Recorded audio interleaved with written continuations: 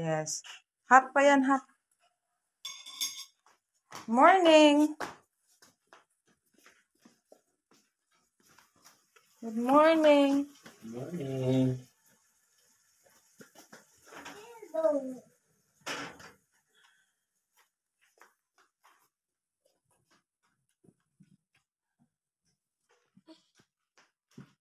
That's grapes. You want grapes? Yes. Yeah, you eat grapes. Just put here. You want Mama to slice that one? Just slice. Cut. Masayang araw sa inyong lahat. Welcome back to another video. And for today's video guys, ay share ko sa inyo ang day 1 ng aking mag-ama dito sa UK. So around 5 AM to guys kasi yan yung oras ng paggising ni Baby Labs. So ayan, nagising na din kami at bumangon at bumaba dito sa baba. So as you can see guys, makalat dito sa baba kasi pagdating namin galing sa airport kagabi, is dumiretso lang kami punas at natulog kami. So, inunpack lang ni Dada yung ibang mga gamit. At ayan, nandyan sa mga table, yan yung bagoong, pansit canton, mga chips, dingdong na galing sa Pilipinas. And then, after that guys, is nagpatulong ako kay Baby Labs sa paglalaba. So, ayan. So, may little helper na ako guys. So, ayan. Gusto ko talaga siya na sali sa mga gawaing bahay, ayan, katulad niyang paglalagay ng mga labahin sa washing machine, paglagay ng Fabcon, at saka kung saan ilalagay yung powder, alam na din niya guys, and kung paano i-operate yung washing machine, kung ano pipindutin. So, ayan. So, tinrain ko na siya guys ng ganyan. So, sabi nga, diba, train up a child the way he should go. So, that he will, when they will grow old, they will not depart from it. So, nasa Proverbs yan guys. So, ayan, para marunong na maglaba ang Baby Labs kahit man lang sa automatic na washing machine. So, ayan. Yan siya guys. Ang laki ng aking Baby Labs. 3 years old na. Welcome to UK, my loves! So, ayan. Napakita niya sa kanyang dada kung ano yung ginagawa niya. So, very good talaga tong baby namin. So, ayan na guys. And then, after that guys, is sinalang na lang namin yung labahin. And while waiting, is nakipaglaro na din ako sa kanya. So, ayan yung blocks na binili ko sa charity ng 5 pounds. So, ayan. Okay naman siya. Nag-i-enjoy naman siya laruin ito. Nagbibuild siya ng mga building at saka kung ano-ano pang mga na maisip niya or ma-imagine niya.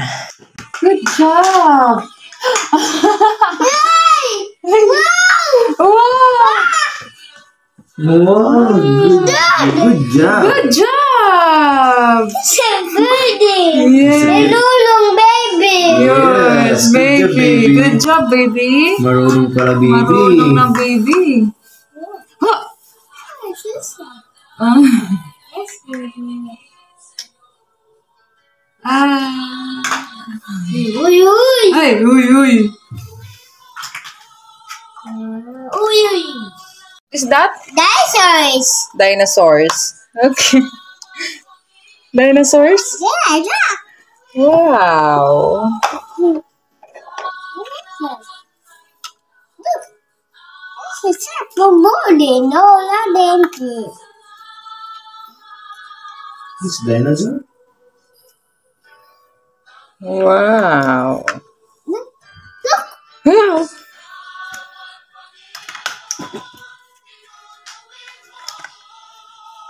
Uh-oh. Uh-oh. And after that guys, is pinalinis ko kay Dada itong sofa bed na bigay sa amin ni Ate Love. So, nagbabaklas-baklas kasi yung cover niya guys. So, ayan, pinabaklas ko na talaga sa kanyang Dada. And then after that, nilinis na namin. And gagawin na namin siyang sofa dito sa sala. So, ayan guys, ang mga ginawa namin sa first day nila dito sa UK. And then after that guys, is pinaglaro ko din sa kanya itong mga puzzle ng parts of the body, mga emotions, and yung growing up stages. So, ayan, ang mga binili ko din yan sa charity guys before siya dumating para may pagkakaabalahan siya pagdating niya dito sa UK. So, ayan guys.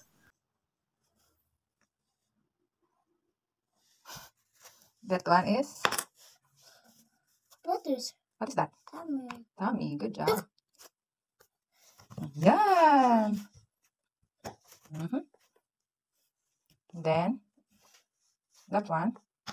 No, the other way. The other way. Really? Like this. Good job. What is that?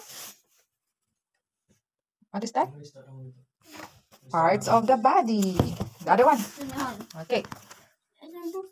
Okay, remove that one. No, baby. Yes, remove. Okay.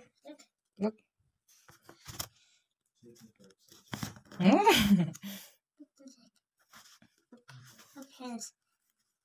Yes.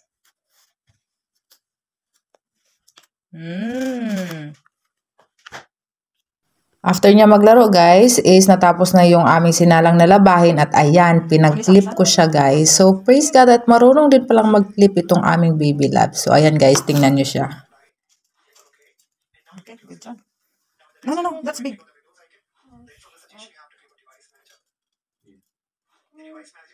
Good job. No, the small only. This one, Dada.